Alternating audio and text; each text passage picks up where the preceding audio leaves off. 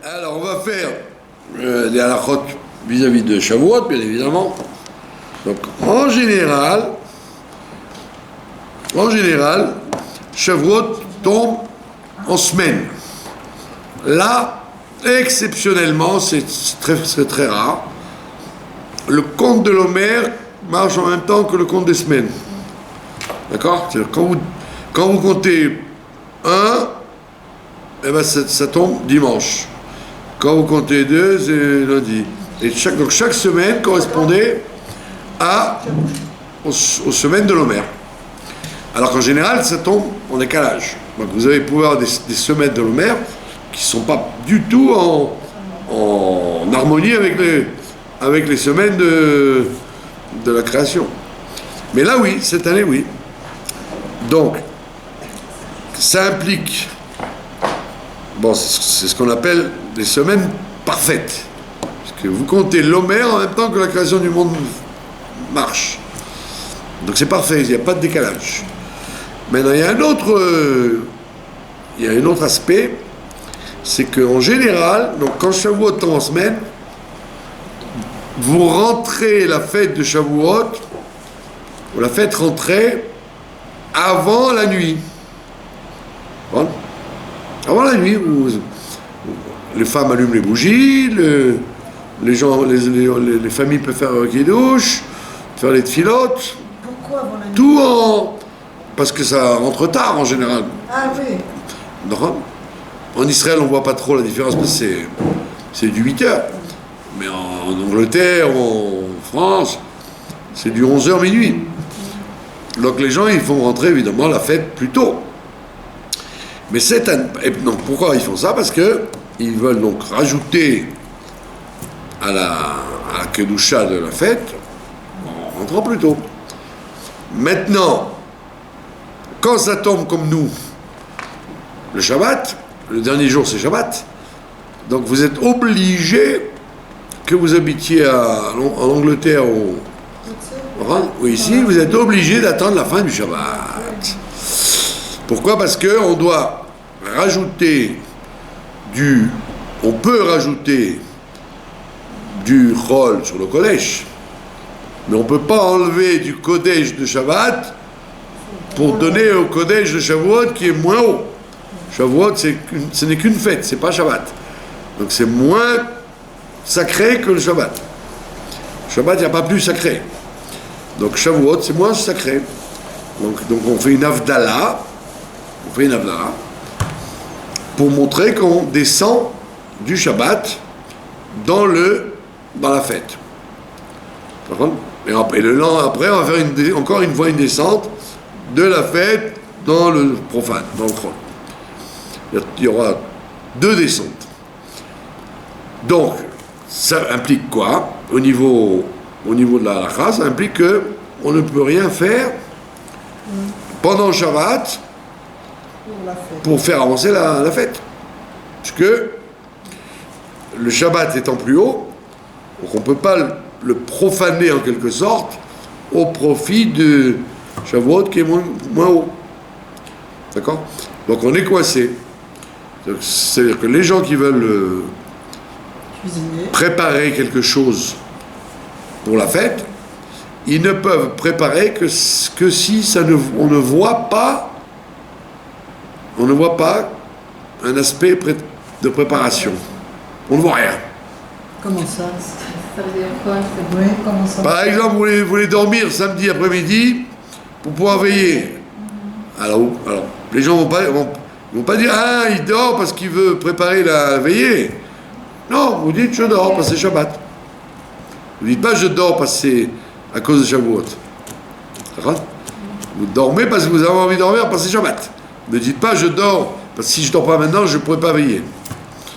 Ça s'appelle préparer. Donc, mais comme on ne le voit pas, on ne dit rien. Alors, ou alors vous voulez préparer un plat, vous allez manger dans la soirée. Maintenant, le plat, il est froid, par exemple. D'accord? Alors, vous avez le droit de préparer, par exemple, une plaque électrique qui marche déjà, et mettre votre plat à chauffer, mais à condition que vous en mangiez pendant Shabbat. Sinon, ça aurait voulu dire, je l'ai sorti pour la fête. Ah, d'accord. Donc celui qui veut manger, comme il a peur que ça se dégèle, ça va être un temps fou à se dégeler, il veut quand même manger à 8h30, pas à 11h, surtout qu'il veut faire la veillée. Donc il le met dans l'après-midi de Shabbat. D'accord ? Oui, par exemple, il déclenche, par exemple, sa plaque, qu'elle s'allume à 5h. Donc il le met à 5h moins 5 avant que ça s'allume. Avant que ça s'allume. Et après, bon, maintenant, c'est la plaque qui va chauffer, c'est pas lui. Il n'a rien fait, donc ça va chauffer tout seul. Et donc quand va arriver le coucher du soleil, presque, il pourra en goûter en disant, mais moi j'ai mangé pour faire Seuda Shlichit. Et le reste, je le mangerai dans la soirée. Mais...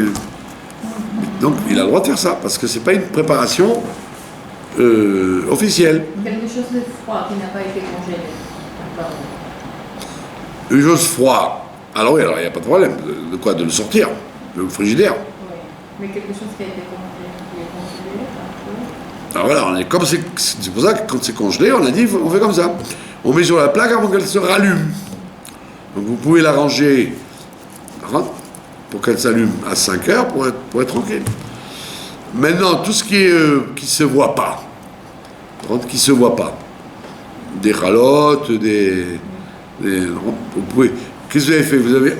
Vous avez ouvert la porte du congélo, vous avez enlevé vos chalotes, vous les déposez dans un endroit où c'est pas froid.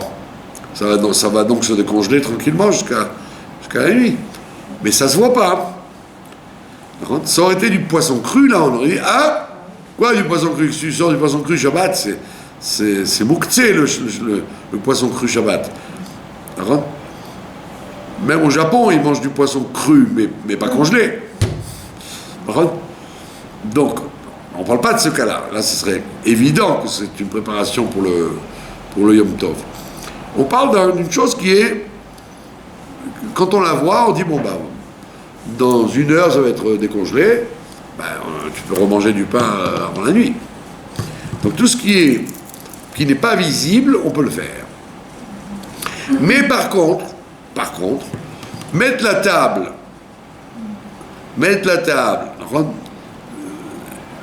pour la fête de Yom Tov, ça vous n'avez pas le droit, parce qu'on dit, pourquoi tu mets la table maintenant ? C'est fini, Shabbat. Oh, pourquoi tu mets la table ? Parce qu'il y avait Yom Tov. Alors on dit non, ça va. Tu es obligé d'attendre la nuit. D'accord ? Et pareil, les bougies, bien évidemment. Vous ne pouvez pas allumer des bougies pendant Shabbat dans l'honneur de Yom Tov. Donc, toutes ces choses-là, on les fait. On est obligé d'attendre la sortie du Shabbat, pas seulement la sortie des étoiles, la sortie du Shabbat, c'est-à-dire le supplément du Shabbat par rapport à la fête. D'accord ? Maintenant, par exemple, si vous voulez sortir les livres que vous allez lire, vous dites, tiens, ce soir c'est la veillée, je vais préparer mes livres que je vais lire pendant la nuit. Ça, vous avez le droit pendant Shabbat. Puisque de toute façon, vous auriez le droit de les étudier même le Shabbat. Bien que ce soit réservé à Shavuot. D'accord ? Et l'intention ? L'intention ne nous dérange pas à partir du moment où le résultat, il est que vous n'avez pas fait une préparation de rabaissement du Shabbat vis-à-vis du Chol, vis-à-vis de la fête. D'accord ? Voilà, ça c'est la préparation du Shabbat au Yom Tov. Maintenant, le Yom Tov lui-même, donc pour nous c'est dimanche, et pour les gens qui habitent en Khouslaret, c'est dimanche et lundi, d'accord ? 3 jours, non-stop. Vraiment ? Pour le Yom Tov, alors évidemment, on a le droit c'est pas comme Shabbat, qui a 39 travaux. À Yom Tov, il y a 39 travaux moins 2. Il y a 2 travaux qui ne sont pas interdits Yom Tov. Lesquels sont-ils? Le travail du feu, faire du feu. Transférer, on peut transférer. Oui, oui, c'est-à-dire, oui, les Chachamim, ils ont interdit d'allumer directement le feu, puisque, puisque vous auriez pu le préparer depuis la veille. Donc tout ce qui est, comment on appelle ça, préparation, on te dit, si tu pouvais le faire avant, fais-le avant. Maintenant, si quelqu'un s'est trompé, ça existe. Quelqu'un il s'est trompé, il a dit, bon, Yom Tov, on a le droit de faire du feu, il a allumé du feu. Ben, il a le droit d'en profiter. Parce que c'est pas qu'il a fait exprès de se moquer des Chachamim. Il croyait qu'on pouvait. Et en plus, ce qui est interdit, c'est le premier feu. Mais la suite de la combustion, elle est partie de la première combustion. Donc la suite, c'est effectivement d'un feu à un autre feu. Il y a deux choses. Donc le feu, pourquoi l'a-t-on permis? La Torah, elle te dit, parce que dans la parashat Bo, on apprend la singularité du Yom Tov.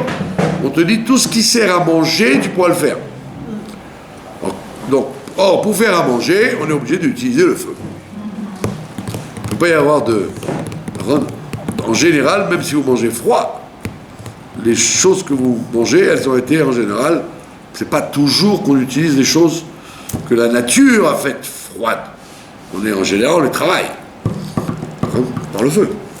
Les aubergines, la viande, le poisson, en général, tous se travaillent par le feu. Donc les Chachamim, ils ont dit tout simplement, puisque la Torah te permet de manger, donc elle te permet de faire du feu.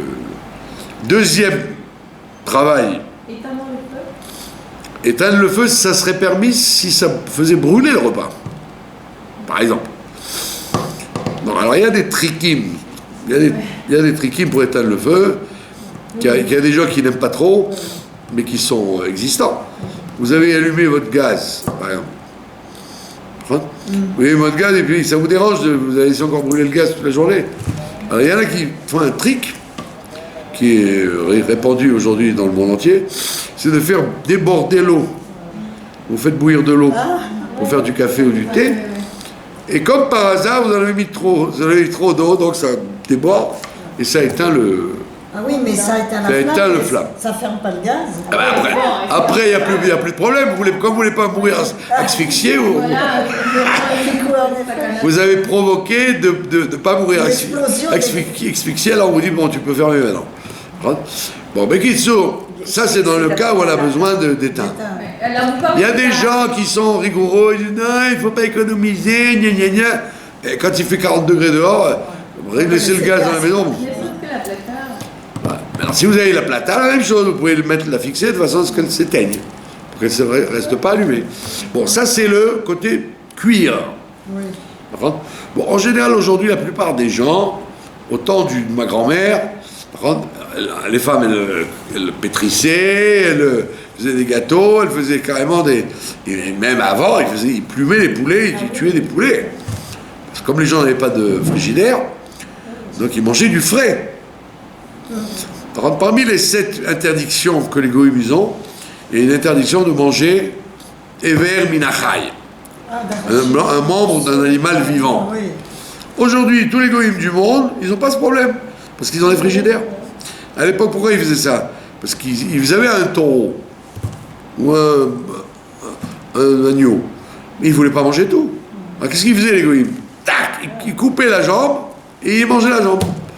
Oui, donc il faisait Ever Minachai. Oui, il prenait un membre. L'animal n'était pas mort quand il mais non. C'était interdit, c'est il faisait comme ça, et dans les provinces, dans les vieilles provinces où il n'y a pas de frigidaire, ils font encore ça. Que l'animal est resté vivant, ça veut dire. Bah si. Mon père, il a vu ça quand il était jeune. C'est ça qui est interdit. Il a vu ça dans les provinces françaises, les goïms n'ayant pas de frigidaire, ça n'existait pas, il n'y a pas de. Et puis en plus, sauf si vous mettiez dans l'huile et dans le sel pour conserver. Donc qu'est-ce qu'ils faisaient les gens? Ils coupaient, tac, la partie de la bête qu'ils utilisaient. Mais aujourd'hui, même les goïms, ils n'ont aucun problème pour ne pas faire Ever Minachai. Ils peuvent faire facilement les 7 mitzvot de noirs, les goïms. Donc, nous aujourd'hui, encore plus facilement, comme on a du frigidaire, des congélos, on ne plume pas le poulet le jour de Yom Tov, c'est même en Russie, même en Ukraine sous-développée, ils font pas ça, ils ont donc qu'est-ce qu'on fait? On prépare avant. Donc au maximum on cuit, on réchauffe. D'accord? Mais je sais, moi je me rappelle, ma grand-mère par exemple, elle pétrissait carrément pour avoir du pain frais. Mais aujourd'hui on fait plus comme ça parce qu'on décongèle les chalotes, etc. Donc, Begitsour, ça c'est le maximum de bichoul qu'on puisse faire. Et donc, les chachamim, ils te disent, maintenant, quel est le deuxième travail? Quel est le deuxième travail? Porter. Qui serait lié avec le faire à manger? Ben, porter. Porter. Tu ne peux pas faire à manger si on ne te permet pas d'emmener d'un domaine à l'autre le sel, le poivre, l'huile, la farine, ce dont tu avais besoin. Donc on permet de porter, même s'il n'y a pas de hérouf dans la ville. Donc même à New York ou même à Londres. Maintenant, les Chachamim, ils ont expliqué que si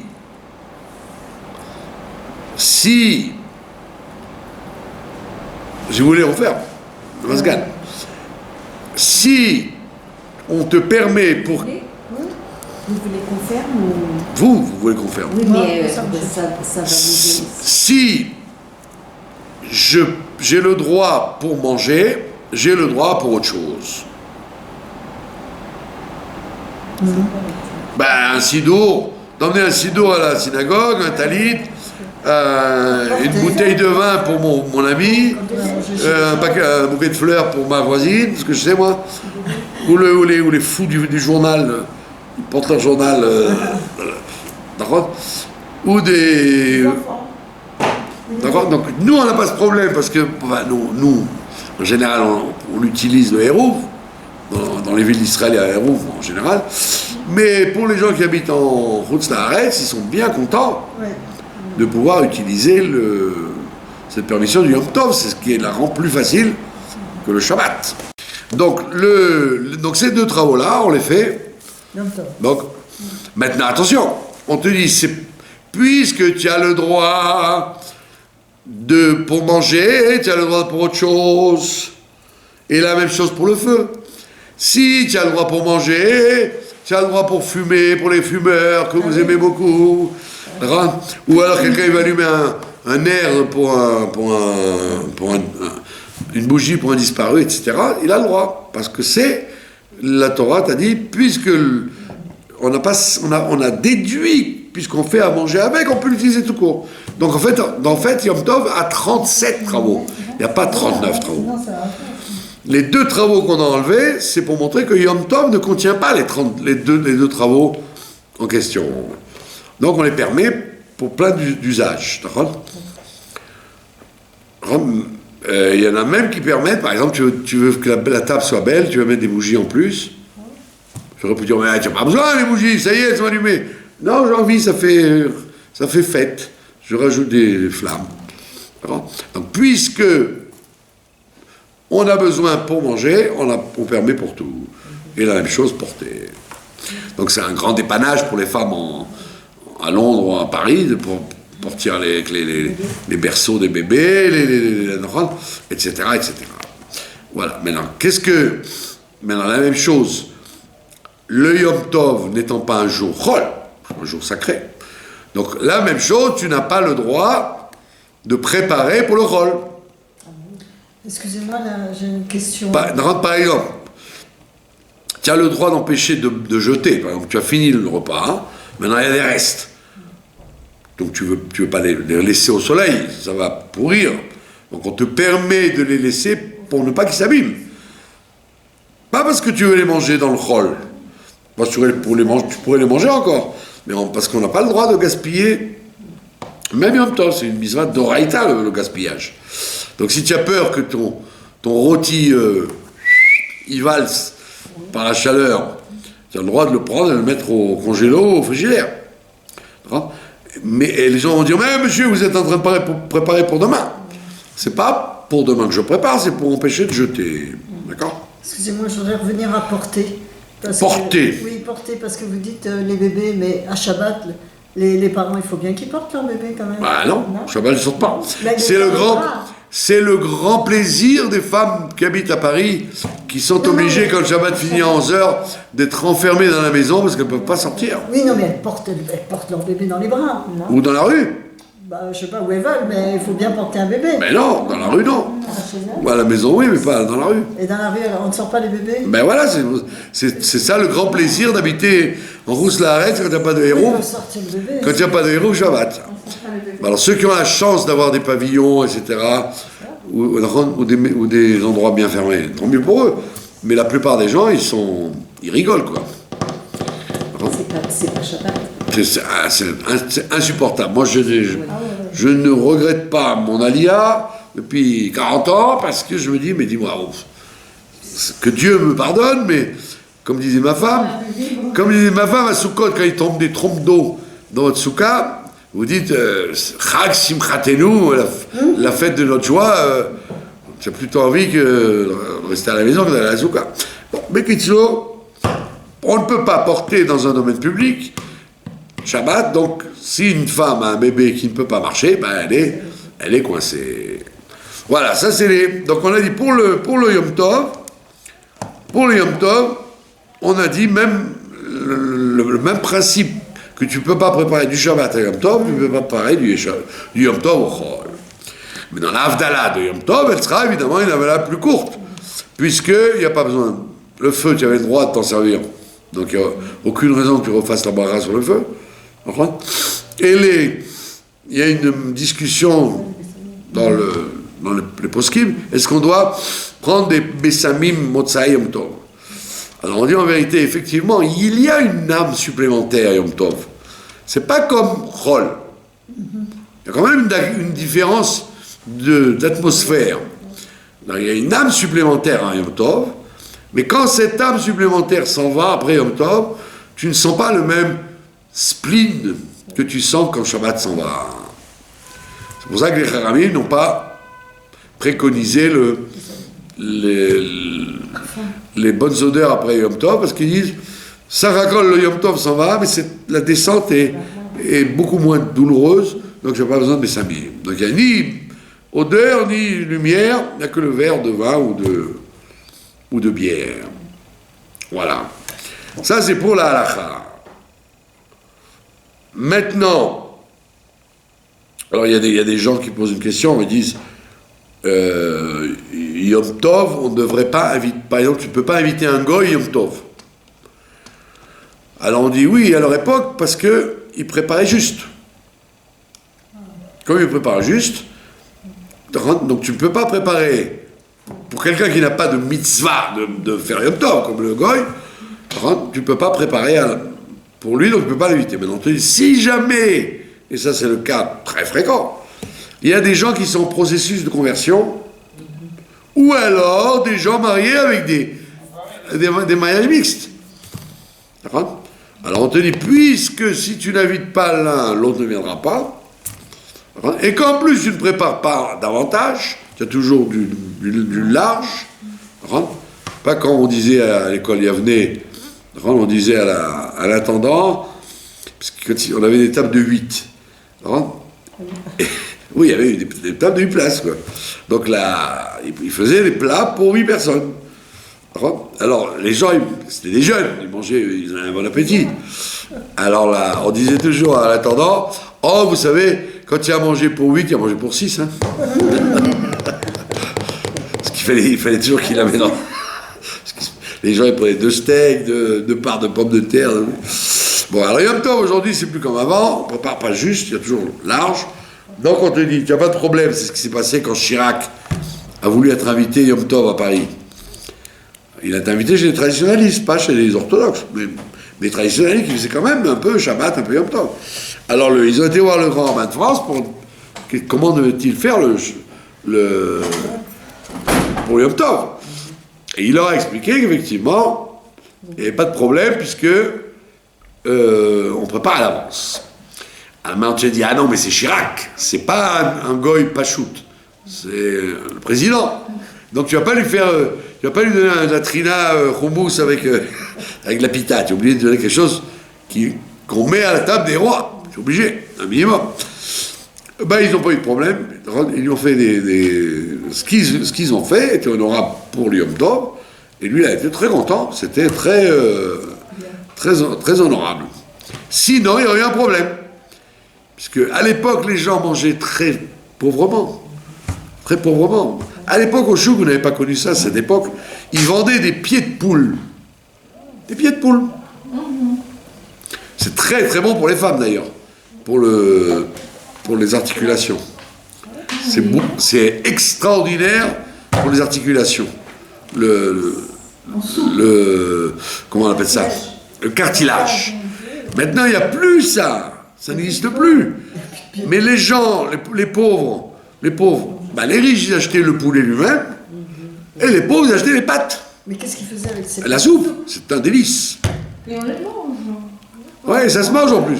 Donc, à l'époque, les gens, quand ils avaient des pieds de poule, ils étaient bien contents. Ou quand ils avaient une oreille de bœuf à se mettre dans la ils mangeaient ça. Mais aujourd'hui, le monde a une abondance.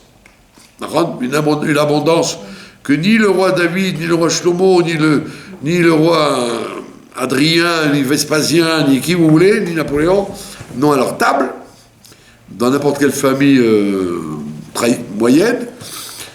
Donc aujourd'hui, il n'y a plus de problème. Donc si quelqu'un a besoin d'inviter un goy ou une goya, parce que c'est son beau-frère ou sa belle-sœur, des fois il n'y a pas le choix, il n'y a pas de problème. Et c'est important de le savoir. Parce que malheureusement, moi je sais qu'il y a beaucoup de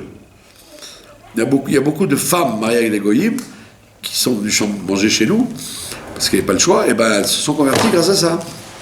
Elles ont dit, toi tu t'en fiches, mais moi, ça m'emballe. Alors je vais faire mon guillot. Et s'il n'y avait pas eu ça, elle n'aurait jamais goûté à l'atmosphère du Shabbat et du Yom Tov. Vous avez compris? Voilà. Ça, c'est au niveau halachique. Maintenant, au niveau de la fête de Shavuot elle-même, on va parler de route. Parce que c'est quand même incroyable qu'on utilise la Megillah de route, la Shavuot. Et pour quelle raison? Bon, vous savez très bien que chaque fête a sa Megillah. En parallèle à la fête, il y a une Megillah, c'est-à-dire un récit, quoi. Un récit. Les Ashkenazim hard, qu'on appelle les Prouchim, ils lisent carrément dans un Sefer, avec une bracha comme la Megillah d'Esther. Les Prouchim, les Sichon Moshe, ou le Rav Shlomo Zalman Auerbach, etc. Ils ont carrément dans un rouleau, et ils lisent dedans avec bracha avant et après. La plupart des Keilot ne font ça qu'à Purim, avec la Megillah d'Esther. Mais, donc, il y a 5 Megillot que vous connaissez. À Pessah, c'est la Megillah de Shir HaShirim. Shir HaShirim, l'amour éperdu de la jeune fiancée qui va dans le désert, inconnue avec son amant. L'Erter, Al-Acharai, Bamidbar. Ça n'a pas duré longtemps, parce qu'après, ils ont commencé à grogner. On n'a pas d'eau, on n'a pas d'eau. Mais au début, c'était « Oh !» Nous, bien sûr, nous partons avec rien qu'une valise, on s'en fiche. C'était impressionnant. Ah oui, il fallait le faire. Partir dans le désert avec les scorpions et les trucs, rien qu'avec un ballot, et surtout beaucoup d'argent. Ils avaient 90 ânes chargés d'or et d'argent qu'ils avaient pris en Égypte. Mais à part ça, il fallait avoir une grande émouna. Donc c'est Shir HaShirim, l'amour fou. Shlomo Ameler écrit ça quand il est tout jeune. Après, vous avez... Donc ça, c'est Pessah. Après, vous avez Shavuot. Shavuot, on lit Ruth. Après, malheureusement, on a Tisha B'Av, on lit la Megillah d'Echa. Jérémie, on s'assoit par terre et on lit ça. C'est tristouné. Oui, oui. Après, on lit Kohelet. Sukkot, Kohelet. Pourquoi? Parce que c'est, comme on est riche, on rassemble la récolte, alors on te dit, calme-toi, Evel Avalim, tout n'est que vanité, tout l'argent qu'il y a, le blé qu'il y a, ça n'est qu'un corridor, mais la vraie richesse, elle est plus tard. Et après, ben, pour finir, Esther, il y a d'Esther. Donc nous, on est Ruth, Shavuot, Ruth. Alors évidemment, tout le monde se demande pourquoi on lit Ruth. On le lit dans le Tikkun, dans la nuit du Tikkun, la nuit de Shavuot, et il y a des gens qui le relisent le lendemain dans notre prière. Donc pourquoi lit-on Ruth? Alors il y a évidemment beaucoup d'explications, beaucoup de raisons. Raison fondamentale, c'est que le Matan Torah, quand Dieu a donné la Torah, on a fait notre conversion. Le Am Israël se rentre dans l'alliance comme le converti. Tout le monde. Tout le monde. Et donc on veut... Même les autres nations. Les autres nations, ils ont refusé. Les autres nations, ils sont invités qu'aux 7 mitzvot que Noach devait recevoir. Et comme le Rambam nous dit, ils nous ont cassé les pieds alors qu'on aurait dû leur parler des 7 mitzvot. Ils nous ont empêchés par la haine qu'ils ont eue vis-à-vis de nous, et donc ils ont été punis. C'est grave, parce qu'un goy qui ne fait pas les 7 mitzvot de Noach, eh ben il est quand même passible de mort. Parce que nul n'est censé ignorer la loi. Mais il va dire, mais je ne la connaissais pas, la loi. Mais alors pourquoi tu nous as empêchés de te l'enseigner? Donc le Rambam, il dit, tant qu'on nous casse les pieds, on est dispensé. Et le rabbi, il vient, il dit, eh oh, c'est fini ce temps-là. On ne nous casse plus les pieds maintenant. Donc à nouveau, il faut taper aux portes des goïms et leur dire, il faut faire les 7 mitzvot de noirs. Donc les goïms, ils n'ont donc pas le même programme. D'accord? Et donc, on te dit, Ruth, c'est 606. 606. Donc, elle a pris, en plus des 7 mitzvot de mémoire qu'elle devait avoir, elle a pris 606 mitzvot, et donc elle a pris les 613 mitzvot sur elle. Ah oui, c'est costaud. Maintenant, deuxième raison. Bon, la raison classique, c'est parce que le soir de la nuit de Shavuot, c'est la nuit où David Amelech est parti. Et donc, comme il est descendant de Ruth, donc elle a une descendance extrêmement noble. Elle va voir le roi David et le Mashiach. Donc c'est une femme de haute pointure. D'accord? Vous vous rendez compte qui c'est Ruth? Donc c'est pour ça qu'on lit Ruth. Maintenant, il y a une autre raison, et c'est celle-là sur laquelle je vais m'arrêter. C'est qu'on vous raconte dans l'histoire de Ruth, c'est très intéressant, on vous dit que quand les deux... Qu'est-ce qui se passe? Il y a un juge, il s'appelle Elimelech, c'est un juge, mais il a un problème, il est très riche, et quand il y a la famine, il se dit, si je reste, on va tout me prendre. Ils vont tout me prendre les gens dans la famine. Donc il se sauve dans les plaines de Moab, de l'autre côté du Jourdain. Et évidemment, alors les sionistes vous disent, comme par hasard, il meurt là-bas. Quitter Eretz Israël quand il y a des problèmes, c'est pas du tout conseillé. Et donc lui, il meurt là-bas. Mais le problème, c'est qu'il meurt, mais il a 2 fils.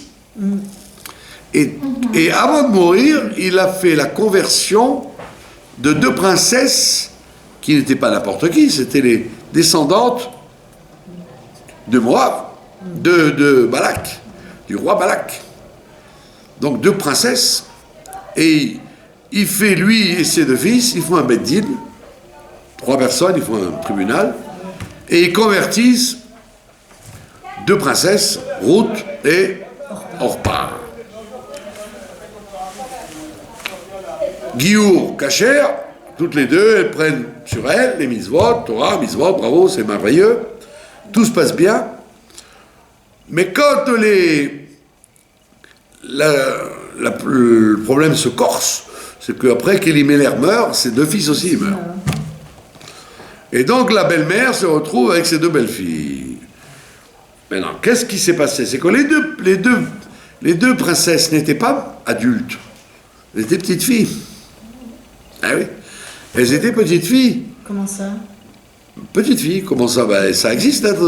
Non, mais quand on est, on est petites filles. Non, mais on était restés là, elles étaient mariées avec les fils de... Oui, alors elles sont mariées toutes petites. Maintenant, quand arrive l'âge de la puberté, leur belle-mère leur dit, mesdemoiselles, mesdames, elle leur fait un rapport, elle leur dit, écoutez, j'ai pas d'autres garçons, donc ça sert à rien que vous restiez avec moi, prenez votre route, allez-vous-en. Retournez chez votre mère. Allez-vous-en. Et c'est là comment on appelle ça, la croisée des chemins se passe. Il y en a une qui la suit jusqu'à la mort, et l'autre elle dit, bon salut, j'insiste, elle a insisté un peu, après elle est partie. Et c'est pour ça qu'on lit ça à Shavuot.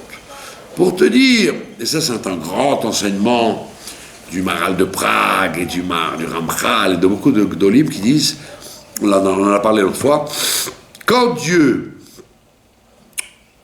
Bichlal, tu reçois un cadeau matériel, ce cadeau tu l'as dans les mains, il est à toi, ça y est, c'est fini, c'est à toi. Et quand Dieu lance un ruach, un esprit dans ce monde-là, tu peux l'accepter ou pas l'accepter. Tu peux dire oui ou non. C'est pas qu'on t'enlève le libre arbitre. À l'époque du siècle dernier, à l'époque du Chavetz Chaim, où tous les gens quittaient les yeshivot pour devenir communistes, etc. Donc il y avait un rouach. Il y avait un rouach dans le monde juif de quitter la Torah et de faire autre chose. Et vous voyez bien que très peu ont gardé la tradition, et la majorité, communistes, socialistes, assimilationnistes, et comme disent les Litaïm, au mieux ils devenaient sionistes. Ils venaient ici avec au moins faire quelque chose de juif. Donc le rouach qu'il y a eu à ce moment-là, c'est un rouach très dur de laisser aller. Et on voit bien que très peu ont gardé la gachelet, le brasier. Aujourd'hui pareil. Le rabbi a renversé la balance. Qu'après la guerre, quand tous les religieux croyaient que c'était fini, il fallait vite rester dans son coin, le rabbi dit non, pas du tout. On va gagner. On lance une campagne. Tac!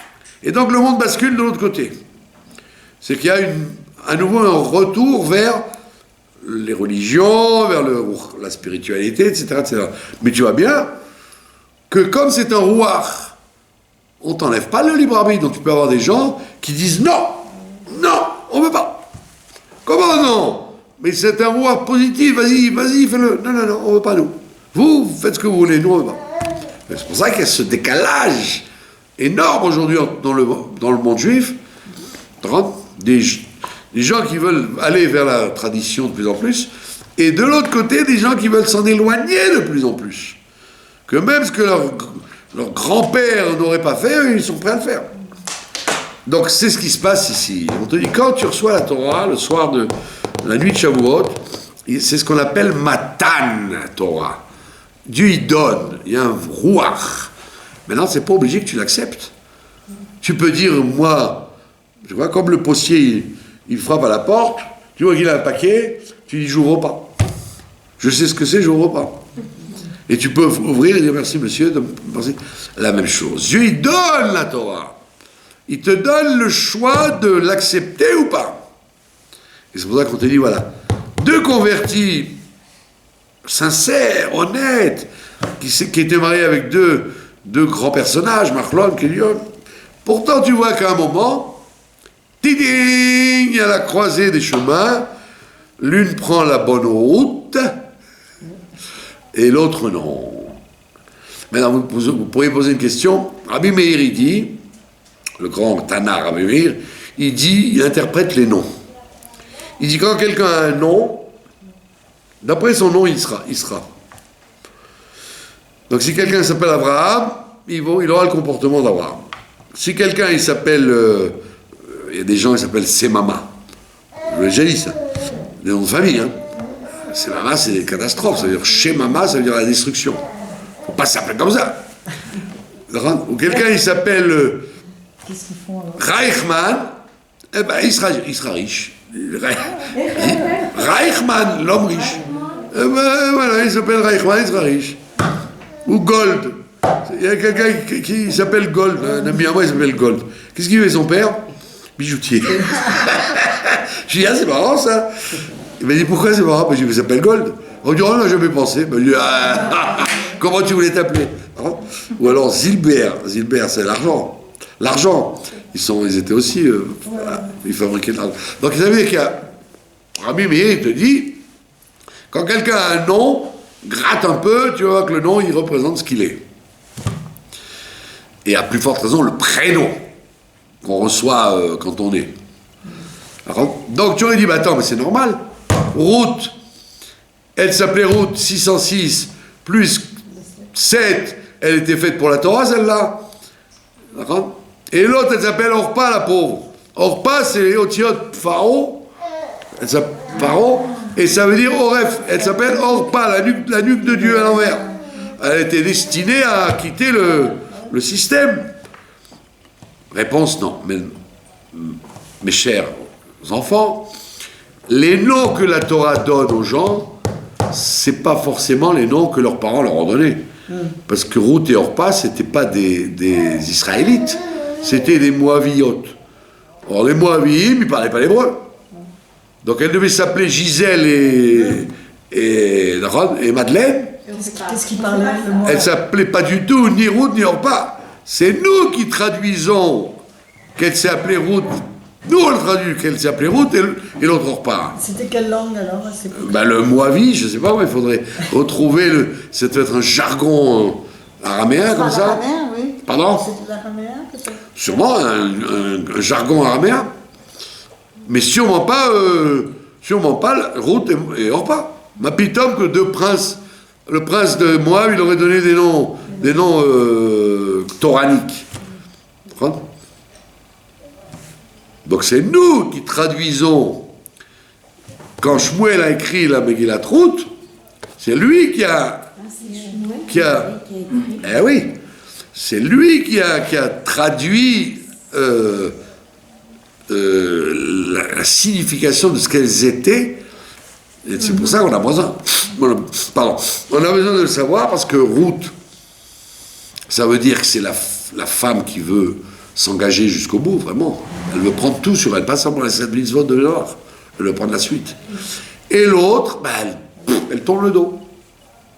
Et c'est dramatique parce que l'une va donner comme arrière-petit-fils David, et l'autre comme arrière-petit-fils, c'est Goliath. Ah, on a quand même suivi. Voilà, donc il va tuer son cousin, quoi, en fait.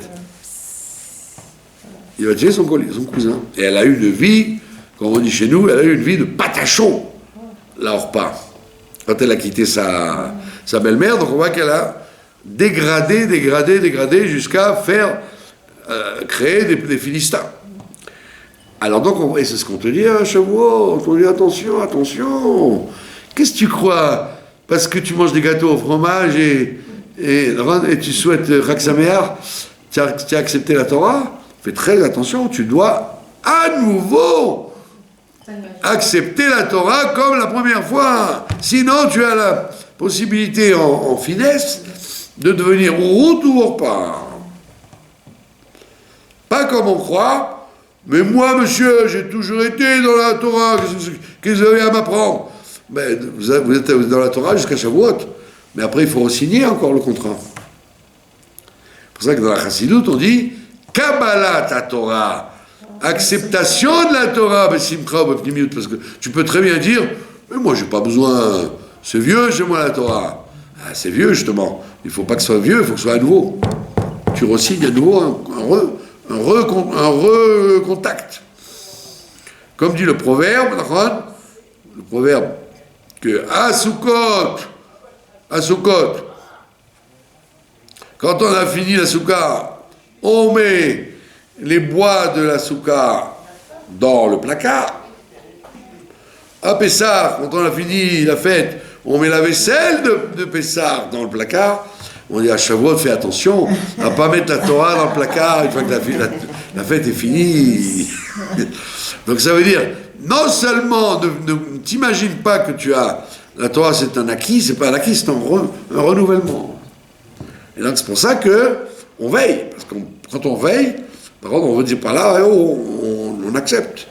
On est là pour accepter, on n'est pas là pour faire une tradition pastèque et gâteau au fromage. Ah ben, les personnes qui ne veulent pas. Eh ben, les personnes qui ne veulent pas, elles s'éloignent, effectivement. Là. Ah ouais. Qui veulent pas quoi? Qui ne veulent pas reprendre leur contrat avec la Torah. Qu'est-ce que tu voulais dire? Non, qu'est-ce que vous avez dit? Oui, Les je crois que personnes c'est qui pas ne ça qu'elle veulent voulait pas. Re-signer le contrat du Matan Torah. L'autre veillait. Ah oui, c'est ça qu'elle parlait. Qui ne veille, qui ne veille pas. Oui, c'était ça. Ah, mais c'est ça n'a rien à voir. Oui, Non. Non, C'est pas que si on ne veille pas, on est... Non, on parle pas de... J'ai très bien compris. Je me suis dit... On parle d'une acceptation... Il faut réfléchir, ça veut dire. Quand la fête, elle arrive, il ne faut pas dire... Bon, de toute façon, ça va... C'est classique, quoi. Le Chida... Le Chida, il dit une chose bizarre, en vérité, on va comprendre. Il a écrit dans la Megillat Esther,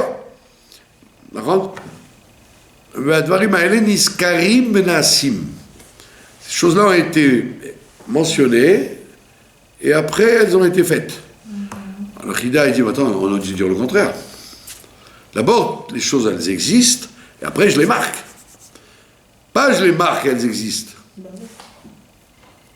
Alors il dit parce qu'en fait, les événements dont la Torah elle parle, les fêtes, c'est Niskarim, ça existe en haut, et après ça descend dans le monde. Dans ce qu'on appelle la réalité existentielle.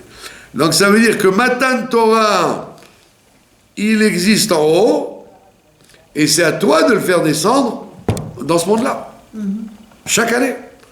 Et c'est pour ça qu'il y a écrit Niskarim et Nassim. Ça veut dire que c'est pas automatique.